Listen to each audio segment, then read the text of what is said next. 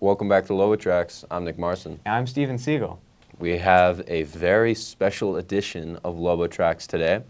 It is election edition. This guy brings you a great special from down in Aurora, Colorado. Yeah, we attended the former President Donald J. Trump's rally, and it was crazy, and we made a little mini documentary about it. So we're going to watch that, and yeah.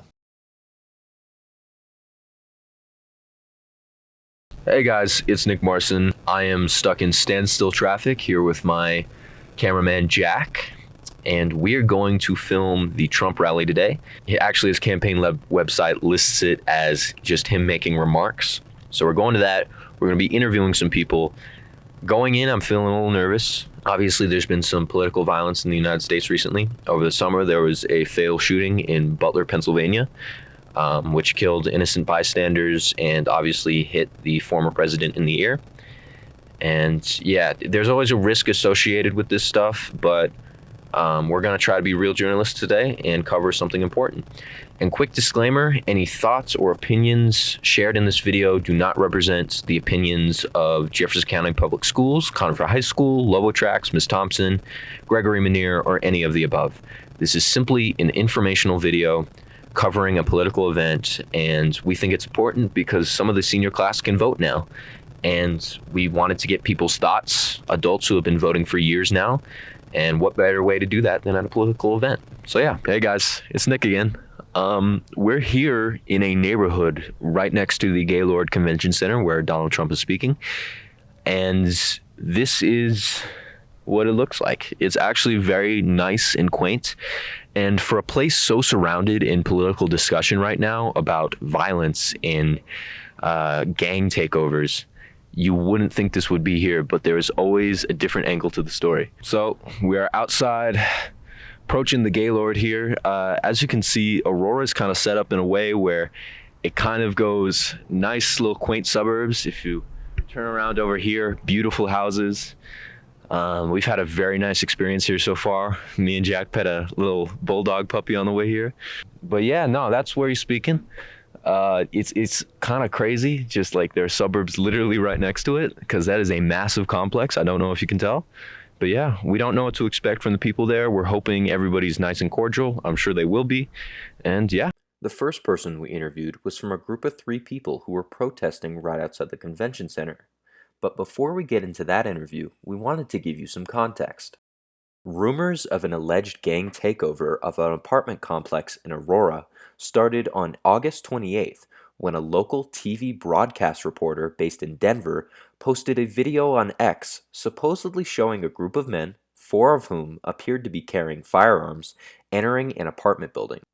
The video, which spread like wildfire over the internet, was picked up by major media outlets and eventually was referenced by Donald Trump in his debate against Kamala Harris in September.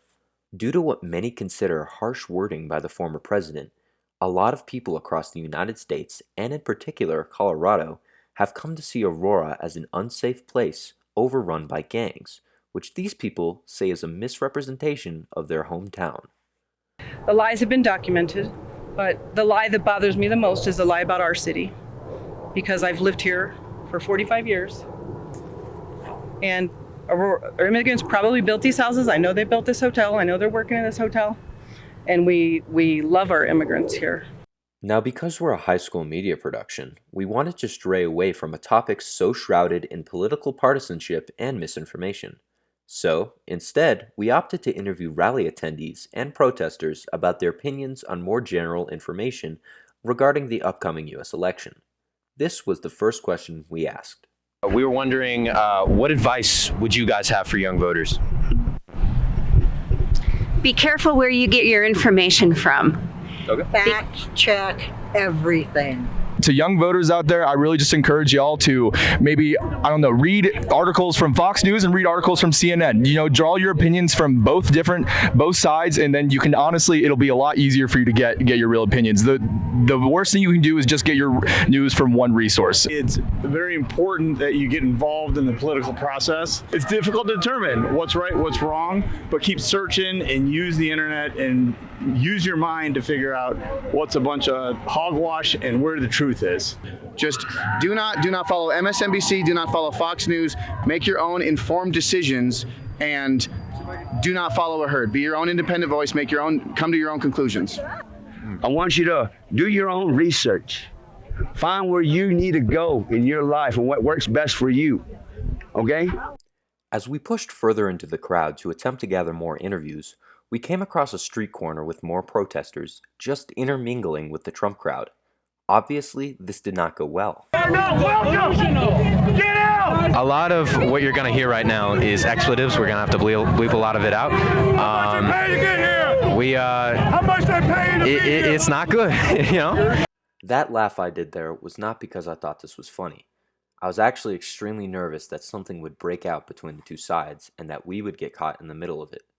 People were screaming all around us, and it would be a lie to say that this wasn't a disappointing display of how truly polarized the two sides are. Perhaps nobody had a worse time with this than this woman, Ashton Gamblin. We were wondering, how was your experience standing out here today? Obviously, you're in the middle of some pretty bad tensions over here, so yeah. Honestly, this is extremely traumatizing for me. I'm a Club Q survivor, so this is a little bit different. Wow. This is me standing for my friends' rights. I don't really care if I'm on the front lines twice. If you're unfamiliar with Club Q, it's an LGBTQ nightclub in Colorado Springs that was the site of a hate-fueled mass shooting in November of 2022. Ashton was unfortunately working the front door the night that the shooting happened, and she was shot 9 times. Since the shooting, she has given countless interviews to many different news agencies, and it was just a pure coincidence that we happened to meet her at this rally. What advice for young voters would you have? People who just turned 18, this is their first election. With this election, I honestly would say it's wise to be smart here.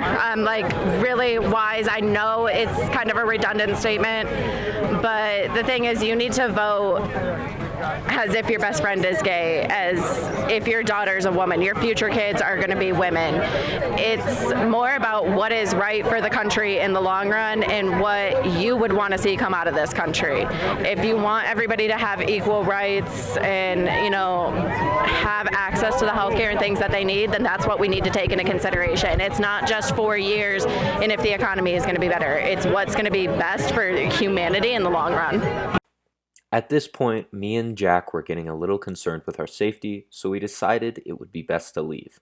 We did ask our interviewees a couple more questions, but none of the answers generated were really of any substance and were plagued with sounds of honking and screaming. Right as we were leaving, though, we encountered even more protesters who were just starting to organize right across the block from where we saw the original ones.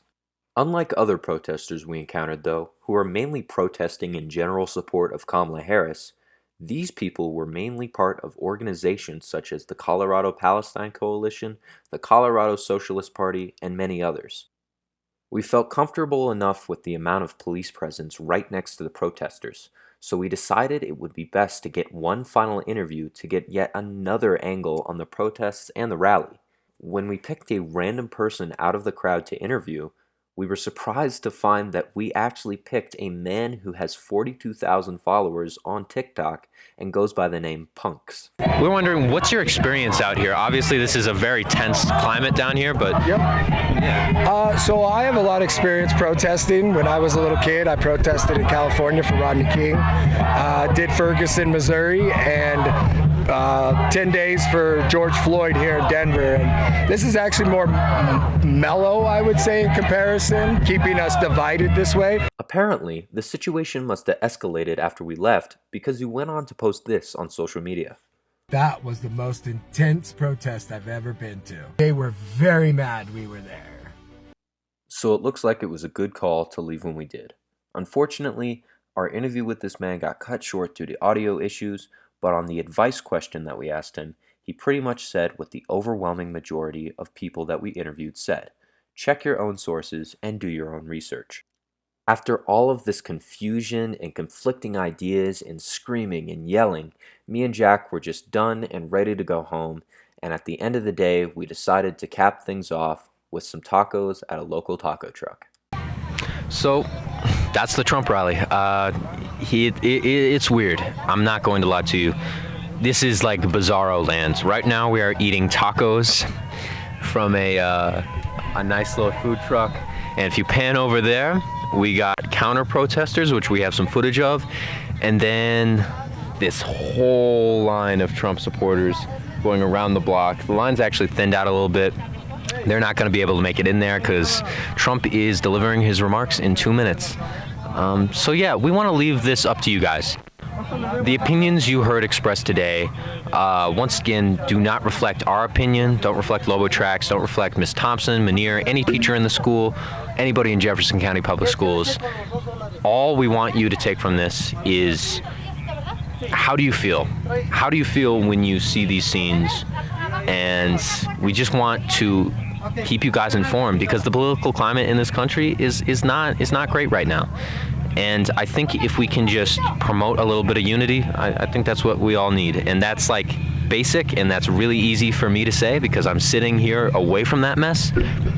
But yeah, this is Nick Marson. Jack Tall is behind the camera. We're signing off. Have a wonderful day. Well, this is the biggest journalism endeavor that's happened with Lobotrax, thanks to Nick and Jack, and I hope you guys did enjoy it. Yeah, special thanks to Jack Tall. He filmed literally, I think, all of that. So, great stuff. Say hi. Hi. Yeah, Jack's behind the camera. And yeah, I've been at Lobotrax for like 3 years, and I think this is like the biggest piece of news we've ever covered. So it was pretty cool to have the chance to do that. And yeah, we got some bad news. Steven, would you like to break it? We're gonna have to get rid of Music Corner. Yep, YouTube, unfortunately, we got a very sad Mac behind the camera because of that, but yeah, Music Corner is gonna have to go due to copyright strikes on YouTube. So we need a new segment that is equally as good to replace it because I know that was a fan favorite. So we want you to give us suggestions. You know where our form is. QR we can code. put it up right there again if you want. Mm-hmm. And we want your feedback because all in all, you are our audience. So we'll tailor it to you. Exactly. We don't want to make shows that people just sit and are, you know, bored by. Through. Yeah. And anyways, I think this outro segment is too long. So we're gonna end it here. But first, Steven, who are you voting for? Well, actually, let's say it at the same time. Okay, yeah. You want to count? Yeah. 3, 2, 1.